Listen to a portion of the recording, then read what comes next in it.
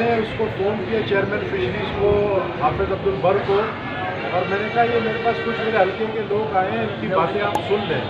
तो मैंने speaker on करके जब उनको दिया फ़ोन, हमारे लहरी के कुछ दोस्त थे जो फिरोज़ गाबा के साथ आए थे, उन्होंने हाफिज़ अब्दुल बर ने उनके साथ बदकलामी की और उनके साथ इस तरह का जो है रवैया रखा। मैंने दोबारा फ़ोन दिया, मैंने कहा भाई आपको मैंने फ़ोन दिया था इसका मसला हल करने के लिए। बहरहाल बात वहाँ पर जो है ख़त्म हो गई। उसके बाद मैं उसके घर, मुझे नहीं पता था कि सनशाइन बुलेवार्ड के 11 स्ट्रीट में जहाँ पर उसने दफ्तर बनाया वो लतीफ़ खोसा साहब के घर है, वहाँ पर गया। तो मैंने जैसे गाड़ी रोकी तो मेरा ब्रेक सही तौर पर नहीं लगा, तो हल्का सा बम्पर जो है वो गेट पे टच हो गया।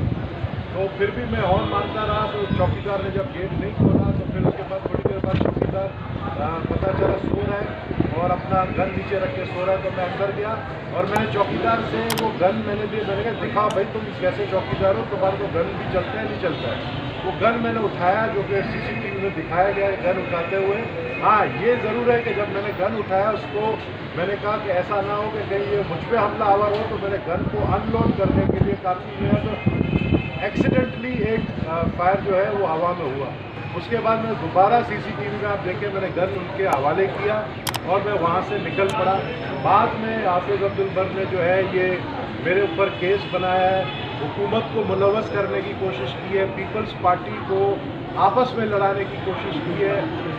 एक ऐसा चेयरमैन फिशरीज़ का जिसका करप्शन का नैब में केस चल रहा है, जिसका करप्शन का एंटी करप्शन इंक्वायरी कर रहा है, जिसके बड़े बड़े केसों में नाम है, उस शख्स ने जो है मेरे ऊपर एक झूठा केस बनाया है। आज कोर्ट ने इंसाफ दिया है, मैंने यहाँ पे अपना बेल जो है करवाया है, फ्री अरेस्ट बेल, और इंशाल्लाह मैं हर इंक्वायरी में मैं कानून के सामने पेश होऊंगा और जो कानून फैसला करेगा वो मैं समझता हूँ मेरे साथ इंसाफ होगा। विजिट कयो अवामी आवाज़ मीडिया ग्रुप की वेबसाइट awamiawaz.pk।